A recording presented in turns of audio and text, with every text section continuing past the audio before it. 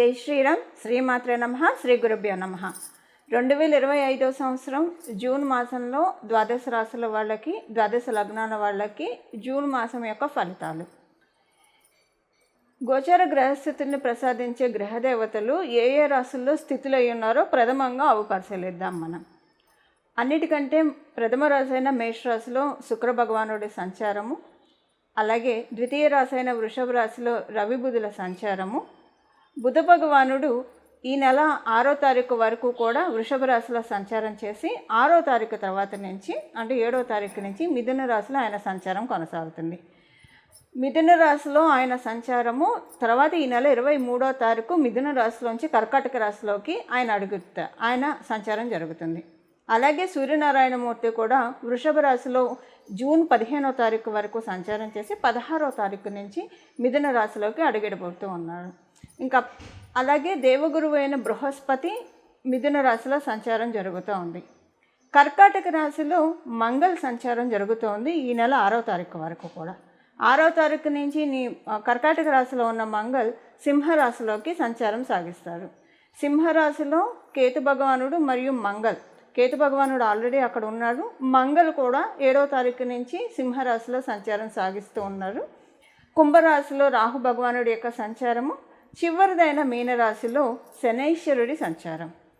ఈ గోచార గ్రహస్థితుల రీత్యా ద్వాదశ రాశుల వాళ్ళకే కానివ్వండి, ద్వాదశ లగ్నాల వాళ్ళకే కానివ్వండి ఎలాంటి ఫలితాలు ఉంటాయో మనం చూద్దాం. ఇప్పుడు మనం ఈ మాసం యొక్క ఫలితాలు ద్వాదశ రాశుల వాళ్ళకి ఎలా ఉంటుందో తెలుసుకుందాము. మీ రాశి ఏంటి అనేది, మీ జన్మరాశి ఏంటి అనేది మీకు తెలుస్తుంది. చాలామందికి తెలిసే ఉంటుంది. సో మీ రాశి తెలుసున్నప్పుడు మీ రాశి యొక్క ఫలితాలు తెలుసుకోండి. కొంతమందికి వాళ్ళ లగ్నం కూడా తెలిసి ఉంటుంది. అంటే మీరు ఎవరైనా జ్యోతిష పండితుల దగ్గరికి వెళ్ళినప్పుడు మీ రాశి ఇది, మీ నక్షత్రం ఇది, మీ లగ్నం ఇది అని వాళ్ళు తెలియజేస్తారు. కొంతమందికి లగ్నం తెలిసి ఉంటుంది. లగ్నం తెలిసి ఉన్నప్పుడు మీది 12 రాశుల్లో ఏ రాశి అయినా సరే మీది ఏ లగ్నం ఉందో ఆ రాశి ఫలితాలు కూడా చూసుకోవడానికి ప్రయత్నించండి. ఇప్పుడు కొన్నిసార్లు రాశిలో బాగోకపోతే, రాశి ప్రకారం బాగోకపోతే లగ్నం ప్రకారం బాగా ఉంటే అక్కడ మీకు ఆ పర్టికులర్ పాయింట్స్ ఏవైతే రాశి ప్రకారం బాగాలేదో లగ్నం ప్రకారం బాగున్నది బ్యాలెన్స్ చేస్తుంది. రెండిట్లో బాగా ఉంటే సూపర్ స్ట్రాంగ్గా ఉన్నాయి అటువంటి పాయింట్స్ అని అర్థము. సో మీకు అసలు లగ్నం తెలియదు, మీ రాశి ఏది అదే చూసుకోండి ప్రశాంతంగా. మీకు లగ్నం తెలిసి ఉంటే మీ రాశి మీకు ఖచ్చితంగా తెలుస్తుంది. అప్పుడు మీ రాశి మీ లగ్నం రెండు చూసుకోండి. ఉదాహరణకి ఎవరిదైనా వృషభ రాశి అయింది, తులా లగ్నం అయింది, అప్పుడు మీరు వృషభ రాశి ఫలితాలు చూసుకోవాలి, మీరు తులా లగ్న ఫలితాలు చూసుకోవాలి.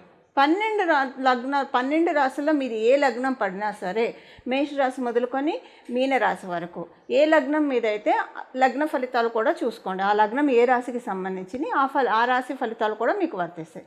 ఎలానో లగ్నం తెలిసిన వాళ్ళకి రాశి తెలిసే ఉంటుంది ఖచ్చితంగా. రాశి ఫలితాలు కూడా చూసుకోండి. ఈ రెండు తెలియని వాడికి ఓన్లీ రాశి తెలిసిన వాళ్ళు రాశి తెలిసిన వాళ్ళు ఎలాంటి ఇబ్బంది లేకుండా మీ రాశి యొక్క ఫలితాలు ఫాలో అవ్వడానికి ప్రయత్నించండి. కొంతమంది నామ నక్షత్రం ప్రకారం రాశిని ఫాలో అయ్యి చూసుకుంటారు. అలాంటి లిస్టులో మీరు ఉంటే అలా కూడా మీ రాశి ఫలితాలను మీరు చెక్ చేసుకోవచ్చు. కొంతమంది సన్సైన్ ప్రకారం ఫాలో అవుతారు.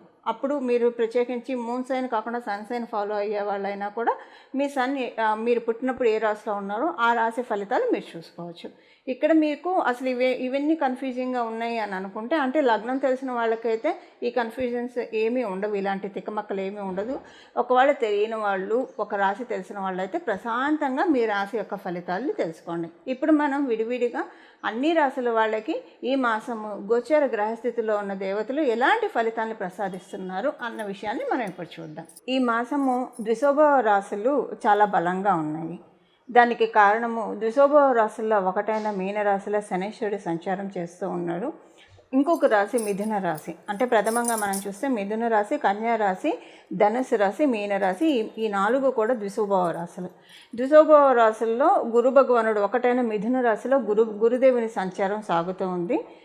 ఈ మాసం మొదటి వారంలో బుధ భగవానుడు కూడా గురుదేవుడితోటి కూడి సంచారం సాగిస్తూ ఉన్నారు. అలాగే ఈ మాసం 15 మధ్యమంలో సూర్యనారాయణమూర్తి కూడా మిథున రాశిలో సంచారం సాగిస్తూ ఉన్నారు.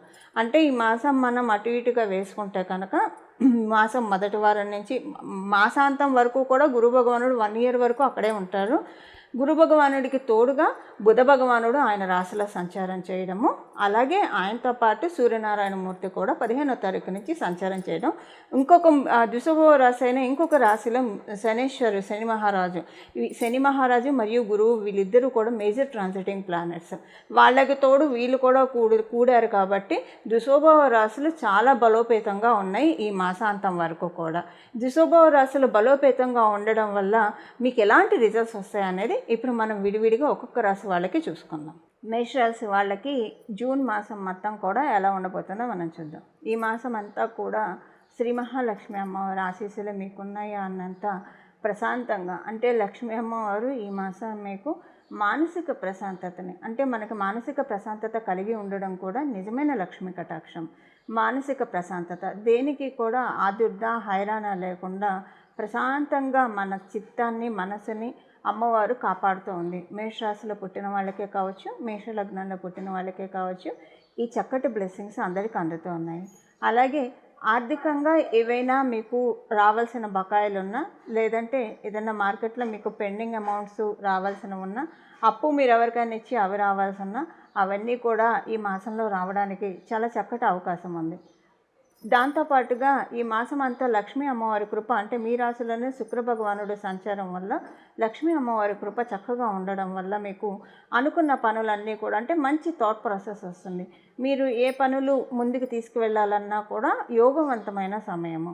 వివాహానికి ప్రయత్నం చేసే వాళ్ళకి ఇది చాలా చక్కటి శుభ సమయము. గృహిణులకే కావచ్చు, అలాగే వయసు పైబడ్డ వాళ్ళకి, విద్యార్థినులకి, వీళ్ళందరికీ కూడా చాలా చక్కటి శుభ సమయం. ఇప్పుడు మనం విడివిడిగా తీసుకుంటే కనుక గృహిణులకి ఈ మాసం అంతా కూడా గృహంలో చాలా చక్కటి ప్రశాంతమైన వాతావరణం ఉంటుంది.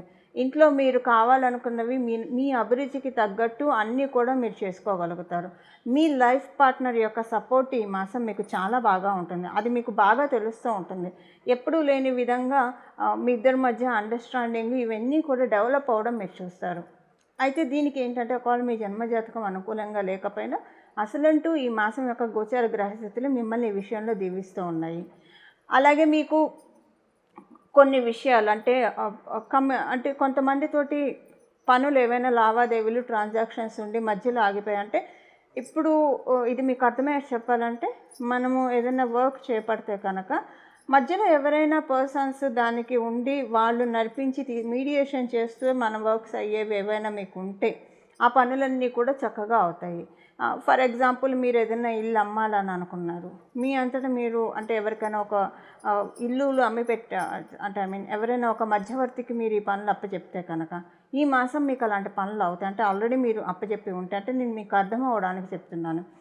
ఉదాహరణకి, ఒక ఉద్యోగం కోసం ఎవరైనా ప్రయత్నిస్తూ ఉంటే మొదట మీరు కొన్ని రౌండ్స్ క్లియర్ చేసుకోవాల్సి వస్తారు. హెచ్ఆర్ లెవెల్లో కొన్ని ఉంటాయి, హైరరీ లెవెల్లో కొన్ని ఉంటాయి.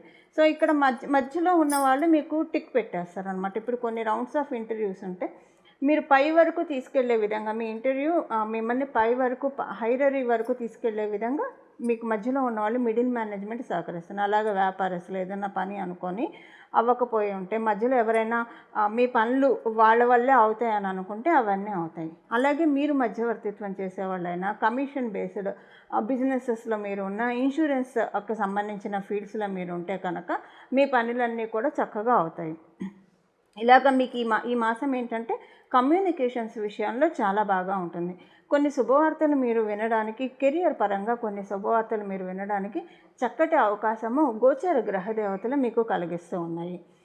మీకేంటంటే ఒక అలైన్మెంట్గా వెళ్తుంది, అంటే ఒక సిస్టమేటిక్గా అన్నీ వెళ్తూ ఉన్నాయన్న విషయం మీకు ఈ మాసం అర్థమవుతుంది. మీకు గడిచిన మాసం వరకు, అంటే మే వరకు కూడా ఒక అసందిగ్ధ వాతావరణం మీరు చేస్తూ ఉన్నారు. కానీ పనులన్నీ ఏమో గుడ్డొచ్చి చెవిలో పడ్డట్టు చేసుకుంటూ వెళ్తున్నానా, కరెక్ట్గానే ఉన్నానా, చాలా కన్ఫ్యూజన్స్ అనమాట. ఇవన్నీ సరిగ్గా నేను తీసుకెళ్ళగలుగుతానా. మీరు కెరియర్ పరంగా, ఒకవేళ మీరు విద్యార్థినులు అయితే మీరు చదువుకునే చదువులో కన్ఫ్యూజన్స్, ఈసారి మీరు ఎగ్జామ్స్ని క్రాక్ చేయగలుగుతారా లేదా, ఇలా డౌట్, అంటే ఒక డౌట్ఫుల్ సిచ్యువేషన్స్ అనమాట. మీరు వ్యాపారస్తులైనా, ఉద్యోగస్తులైనా, ఎవరైనా సరే ఈ డౌట్ఫుల్ సిచ్యువేషన్స్ నుంచి ఈ మాసం మిమ్మల్ని బయటపడేస్తున్నాయి గోచర గ్రహస్థితులు. ఇది ఎలా ఉంటుందంటే, ఈ మాసం మీకు అర్థమవుతుంది ఇది ఇలానే జరగాలి, కరెక్ట్గా సిస్టమేటిక్ వేలో సిస్టమేటిక్ ప్రొసీజర్లో అన్నీ జరుగుతున్నాయి. ఇలా జరగడం వల్లే ఇప్పుడు నాకు ఈ ఆఫర్ నాకు రావడం వల్ల నాకు అన్నీ కూడా చక్కగా వెళ్తాయి, ముందుకి ప్రశాంతంగా నేను తీసుకెళ్ళగలుగుతాను దీన్ని అని మీకు మీరు అనుకునే విధంగా కొన్ని కండిషన్స్ ఈ మాసం మీకు అప్లికేబిలిటీ కాబోతూ ఉన్నాయి. వివాహ ప్రయత్నం చేసే వాళ్ళకి చాలా మంచి సమయము. సంతానపరంగా ప్రయత్నాలు చేయాలనుకున్న వాళ్ళకి అనుకూలంగా అయితే ఉంది, కానీ మీ జన్మగ్రహ స్థితులను అనుసరించి అది ఆధారపడి ఉంటుంది. గోచారం అయితే కొంతవరకు సపోర్ట్ చేస్తుంది ఈ విషయంలో మిమ్మల్ని. ఇవి ఈ మాసం యొక్క గోచార గ్రహస్థితుల ఫలితాలు. మేషరాశి అలాగే మేష లగ్నంలో పుట్టిన వారందరికీ కూడా ఈ మాసంలో ద్విశుభ రాశుల్లో అత్యంత బలీయంగా ఉన్నది మిథున రాశి. మనం కాలపురుషుడి కుండలిలో చూసుకుంటే కనుక మిథున రాశి మన భుజాలని సూచిస్తుంది.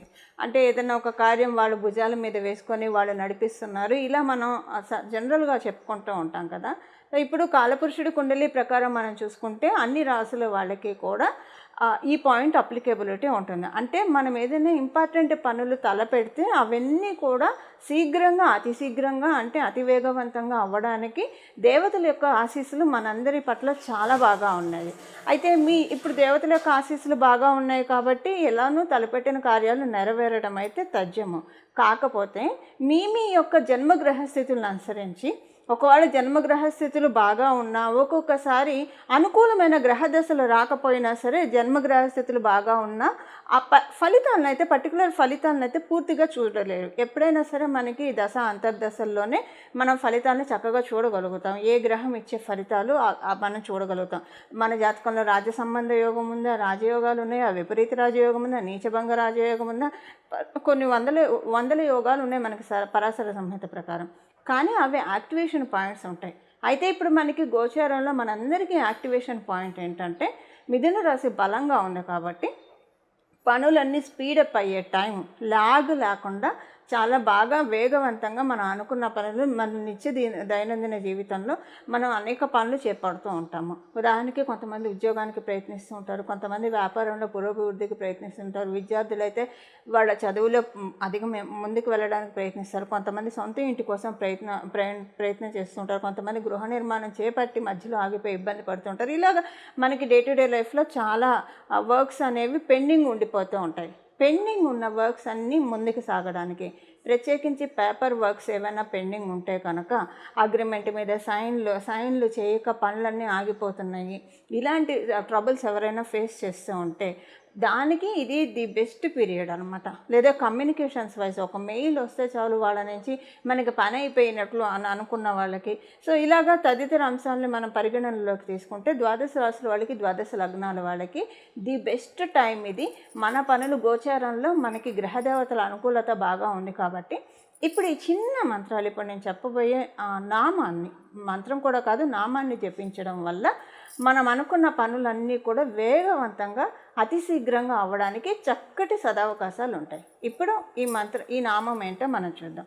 మీరు ఉదయాన్నే స్నానం చేసిన వెంటనే చక్కగా ఓంకారం చేర్చి జపించుకోవచ్చు. రోజుకి ఒక 108 సార్లు, 41 సార్లు కానీ 108 సార్లు కానీ ఎంతోసేపు పట్టదు, జపించడానికి ప్రయత్నించండి. మీరు రోజంతా కూడా ఓంకారాన్ని తీసేసి ఉత్తగా నామంలాగా కూడా దీన్ని జపించవచ్చు. సో స్నానం చేసిన వెంటనే మీరు ఓంకారాన్ని చేర్చి జపించవచ్చు.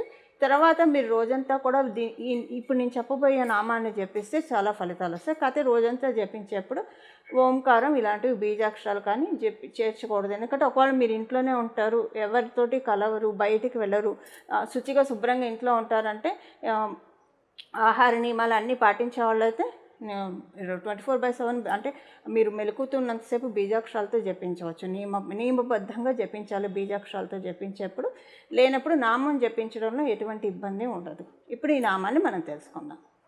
గజాననాయ నమః, స్కందపూర్వజాయ నమః, సోమస్కందాయ నమః. గజాననాయ నమః, స్కందపూర్వజాయ నమః, సోమస్కందాయ నమః. గజాననాయ నమః, స్కందపూర్వజాయ నమః, సోమస్కందాయ నమః. మనం అనుకునే పనులన్నీ ముందుకు వెళ్ళాలంటే గణపతి యొక్క ఆశీస్సులు మనకి కావాలి.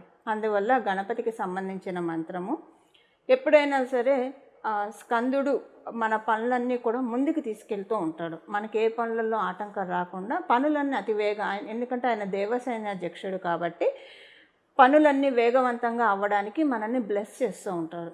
అందువల్ల స్కంద పూర్వజాయ నమః అంటే స్కందుడికి పూర్వుడు ఎవరు? గజాననుడు.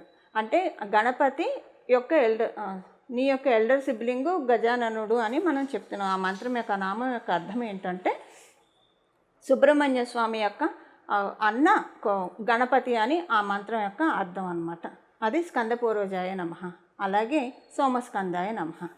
ఆయన సోముడి యొక్క పుత్రుడు కాబట్టి సోమస్కందాయ నమః.